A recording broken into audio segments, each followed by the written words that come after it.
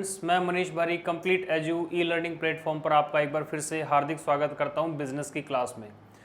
Students, इससे पहले की जो हमारी क्लास थी उसके अंदर हमने जो हमारा बिजनेस स्टडीज़ का फर्स्ट चैप्टर है उसके हमने फीचर्स ऑफ मैनेजमेंट को डिस्कस किया था। आज हम स्टार्ट करते हैं नए चैप्टर के साथ में, नए टॉपिक के साथ में। आज का हमारा जो टॉपिक है वह है objectives of management.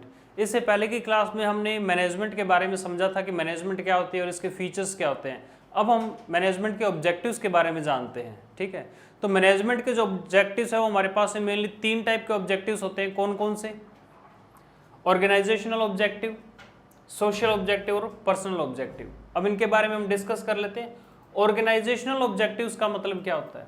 Organisational objective का मतलब कि हम जो मैनेजमेंट करते हैं, जिस किसी भी ऑर्गेनाइजेशन के मैनेजमेंट के हम पार्ट हैं, तो हम उस ऑर्गेनाइजेशन में मैनेजमेंट करते क्यों हैं। तो मैनेजमेंट करने का हमारा जो मकसद होता है वो तीन होते हैं। कौन से? Survival, profit and growth. अब यहाँ पर सर्वाइवल का मतलब क्या है? आज के टाइम में जैसे कि हम देखते हैं बहुत ही कम्पिटिटिव मार्केट है। हर लेवल के अंदर, हर फील्ड के अंदर अपना एक अलग टाइप का कंपटीशन होता है।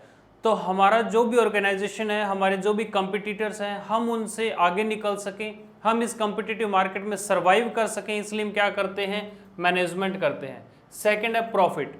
अब हमने सर्वाइव कर लिया कॉम्पिटिटिव मार्केट में, अब हमारा सेकंड मोटो क्या होता है बिजनेस का या ऑर्गेनाइजेशन का? प्रॉफिट अर्न करना। तो प्रॉफिट ज़्यादा से ज़्यादा अर्न कर पाए इसलिए हम क्या करते हैं ऑर्गेनाइजेशन में? मैनेजमेंट। और नेक्स्ट वन है ग्रोथ। अब हमने प्रॉफिट अर्न कर लिया तो यहाँ पर क्या है, क्या हम सेटिस्फाई हो जाएंगे? नहीं, यहाँ पर हमें सेटिस्फाई नहीं होना है। अब हमें क्या करनी है? हमारी ऑर्गेनाइजेशन की ग्रोथ करनी है।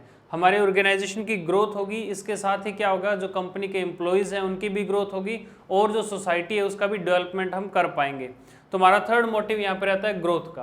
तो जो हम मैनेजमेंट किसी भी ऑर्गेनाइजेशन में करते हैं उसमें सबसे पहला ऑब्जेक्टिव हमारा क्या होता है? ऑर्गेनाइजेशनल ऑब्जेक्टिव, यानी कि हमारे ऑर्गेनाइजेशन से रिलेटेड हमारे क्या पर्पज होते हैं? तो सर्वाइवल, प्रॉफिट एंड ग्रोथ। उसके बाद में नेक्स्ट है सोशल ऑब्जेक्टिव। अब सोशल ऑब्जेक्टिव का मतलब यहाँ पर क्या है? सोशल ऑब्जेक्टिव का मतलब यहाँ पर ये है कि हम जिस सोसाइटी में बिजनेस करते हैं, जिस किसी भी सोसाइटी में बिजनेस करते हैं, तो वहाँ पर हमें क्या प्रोवाइड करवानी चाहिए? ज़्यादा से ज़्यादा एम्प्लॉयमेंट, ताकि क्या हो, जो अनएम्प्लॉयमेंट है वो कम हो सके। ठीक है, इसके अलावा सेविंग फ्रॉम पॉल्यूशन, यानी कि हमारी जो सोसाइटी है उसके अंदर हम जिस किसी भी टाइप का बिजनेस रन कर रहे हैं तो हमारी वजह से सोसाइटी में किसी भी टाइप का जो पॉल्यूशन है वो नहीं होना चाहिए। ठीक है, इसके अलावा हमारा मकसद और क्या रहता है कि हम बेटर क्वालिटी के जो प्रोडक्ट हैं वो फेयर प्राइस में कस्टमर्स को या सोसाइटी को अवेलेबल करवा सकें। तो ये हमारे सोशल ऑब्जेक्टिव्स हो गए। उसके बाद में नेक्स्ट है पर्सनल ऑब्जेक्टिव। अब पर्सनल ऑब्जेक्टिव का यहाँ पर मतलब क्या होता है? पर्सनल ऑब्जेक्टिव से मतलब है कि हमारी कंपनी के अंदर जो एम्प्लॉयज़ काम करते हैं उनके खुद के कुछ पर्सनल ऑब्जेक्टिव्स भी होते हैं। वो हमारी कंपनी से क्यों जुड़ते हैं, हमारे बिजनेस से क्यों जुड़ते हैं? सबसे पहले फाइनेंशियल नीड्स। ठीक है, यानी कि हम उनको इनफ जो सैलरी है वो हम उनको दें ताकि कम्पिटिटिव मार्केट में अदर जो कंपनीज हैं उनके लिए वो उधर उनका ध्यान केंद्रित ना हो सके। ठीक है, फाइनेंशियल नीड्स, उनकी जो फाइनेंशियल नीड्स है वो हम उनकी पूरी करें, उन्हें इनफ सैलरी हम पे करें, उनका जो रेम्यूनरेशन होना चाहिए वो इनफ होना चाहिए जिससे वो सेटिस्फाई हो। ऐसा नहीं हो कि कोई एम्प्लॉय ये सोचे कि मैं काम बहुत ज़्यादा करता हूँ लेकिन जो मेरी सैलरी है वो बहुत कम है। ये ऐसा नहीं होना चाहिए कि कोई एम्प्लॉय जो हमारा रिलेटिव है वो काम बहुत कम करता है लेकिन उसकी जो सैलरी है वो बहुत ज़्यादा है।